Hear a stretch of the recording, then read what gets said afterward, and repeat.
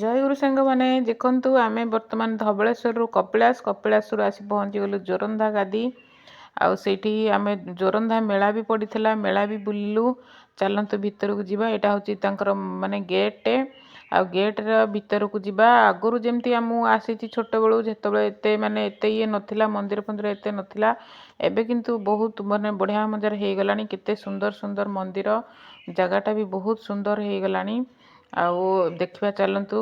ଏଇଠି ହେଉଛି ତାଙ୍କର ଧ୍ୱନି, ମାନେ ଯେଉଁଠି ଯଜ୍ଞ କରାଯାଏ, ମାନେ ଯଜ୍ଞ କୁଣ୍ଡଟା ଏଇଠି ଧ୍ୱନି ମନ୍ଦିର। ଏଇଟା ଦେଖନ୍ତୁ ତାଙ୍କର ଅଖଣ୍ଡ ଜ୍ୟୋତି ଜଳୁଛି ଭିତରେ। ଦେଖନ୍ତୁ ଅହର ମାନେ ସବୁଦିନ ପାଇଁ ଏଠି ଅଖଣ୍ଡ ଜ୍ୟୋତି ଜଳୁଛି। ଆଉ ସିଧା ଭିତରଟା ଦେଖନ୍ତୁ।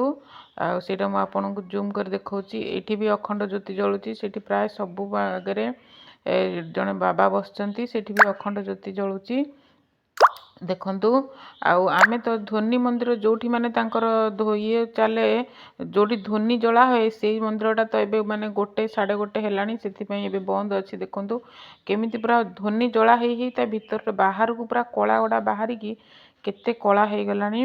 ତାପରେ ସେଠୁ ଆସିକି ଆମେ ପହଞ୍ଚିଗଲୁ ଲାଷ୍ଟରେ ଛତିଆ ବଟରେ। ଛତିଆରେ ଏଠି ଟିକେ ବୁଲାବୁଲି କରି ଠାକୁରଙ୍କ ଭିତରକୁ ତ ମୋବାଇଲ ଆଲାଉ ନାହିଁ, ଆପଣଙ୍କୁ ମୁଁ ଦେଖେଇ ପାରୁନି।